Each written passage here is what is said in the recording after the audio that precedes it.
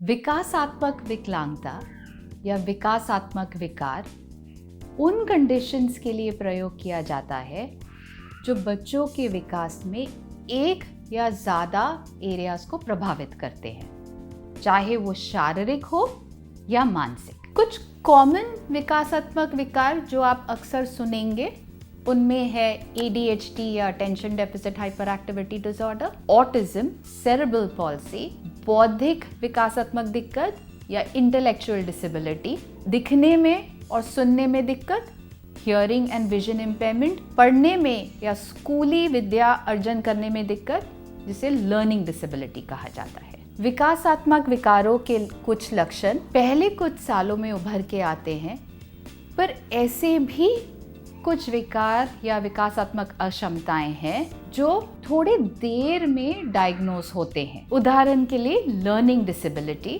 ये कंडीशन बहुत बार बच्चे के फॉर्मल स्कूलिंग के कुछ साल के बाद ही डायग्नोज किया जाता है। ये भी ज़रूरी है जानना कि अगर कुछ कंडीशंस के लक्षण पहली बार किशोर अवस्था में या वयस्क आयु में उभर के आ रहे हैं तो उसे हम विकासात्मक विकलांगता या विकासात्मक विकार नहीं कहला सकते हैं। यदि आपको अपने बच्चे या किसी और बच्चे के विकास के बारे में चिंता है और आपको ये जानना है कि क्या उसके विकास में कोई देरी या विलंब है, तो बिल्कुल इंतज़ार न करें और ऐसे किसी डॉक्टर या संस्था से संपर्क करें जो बच्चों के विकास के एरिया में काम करते हैं। सबसे पहले एक क्वालिफाइड प्रोफेशनल या क्वालिफाइड डॉक्टर आपसे मिलेंगे और आपके बच्चे के विकास के बारे में जानना चाहेंगे। वो पूछेंगे कि आपके बच्चे ने अलग अलग कौशल किस उम्र में प्राप्त किए, फिर वो अपनी असेसमेंट करेंगे। खुद बच्चे के विकास के अलग अलग भागों का वो एग्जामिनेशन करेंगे। दूसरी चीज़ है, वो आपके साथ ये डिस्कस करेंगे कि आपके बच्चे की खूबियाँ क्या है, अच्छाइयाँ क्या है और कौन से वो विकास से जुड़े हुए कौशल है जिनको प्राप्त करने में आपके बच्चे को दिक्कत हो रही है। तो आपके बच्चे की स्ट्रेंथ्स और डिफ़िकल्टीज डिस्कस करेंगे। तीसरा स्तर है, वो फिर उसके बाद आपको बताएंगे कि आपको अपने बच्चे के विकास के लिए किन थेरेपिस्ट से मिलना है, जो कि एक प्लान बनाएंगे ताकि उस बच्चे के विकास से जुड़ी हुई जो दिक्कतें हैं उसको किस तरीके से सपोर्ट किया जाए, उसको समर्थन किया जाए, वो तरीके आपको बताएंगे।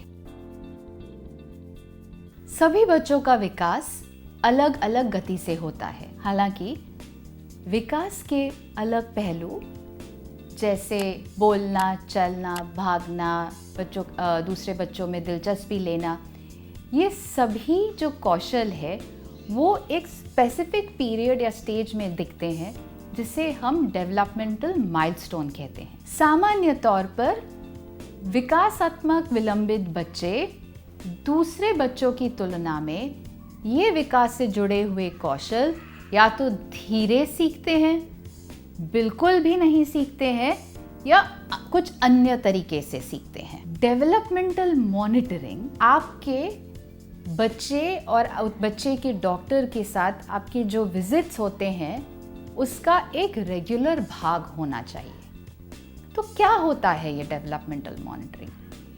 जिस तरह जब आप बच्चे को लेके आपके चाइल्ड स्पेशलिस्ट के पास जाते हैं तो उसकी सेहत के बारे में, उसके वजन, उसकी हाइट के बारे में आप लोग डिस्कस करते हैं, देखते हैं कि वो बराबर से बढ़ रहा है कि नहीं।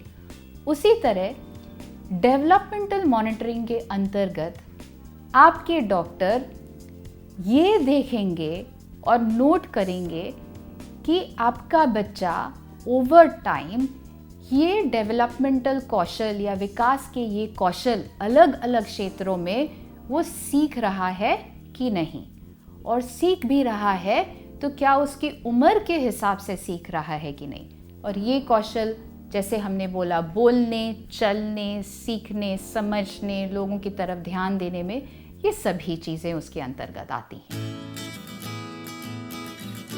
यदि आप किसी विकासात्मक विकार वाले बच्चे को जानते हैं तो उसके साथ आप उसी तरह मेलजोल या इंटरैक्ट करें जैसे किसी अन्य साधारण बच्चे के साथ करेंगे। उसे आदरपूर्ण ग्रीट करें, उसकी तरफ देख के उसकी आंखों में आंखें मिलाकर ग्रीट करें, उससे डायरेक्टली बात करें, चाहे वो आपकी तरफ देख के बोल नहीं रहा हो तो भी उससे हाथ मिलाने के लिए अपना हाथ आगे बढ़ाएं या फिर उसे हाई फाइव दें।